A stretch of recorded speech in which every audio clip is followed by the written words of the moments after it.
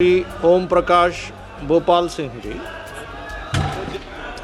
ऐक सर, अध्यक्ष महोदय, माझ्या धाराशिव लोकसभा मतदारसंघातील अतिशय गोरगरीब आणि शेतमजूर शेतकरी सामान्य लोकांचा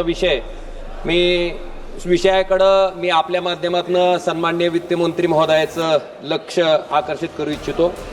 सभापती महोदय, pulse India Limited, Samruddha Jeevan, Sahara India Limited, India Private Limited, Guruprasad India Private Limited अशा चिटफंड कंपन्यांमध्ये सर्वसामान्य माणसानं त्या ठिकाणी रोज मोलमजुरी करून आपल्या पुढच्या भवितव्यासाठी काही रक्कम त्या ठिकाणी संरक्षित ठेवीच्या रूपानं दिलेली आहे।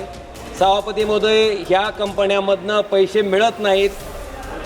अनेक गोरगरीब लोक त्या ठिकाणी आमच्याकडे चक्रा मारतात।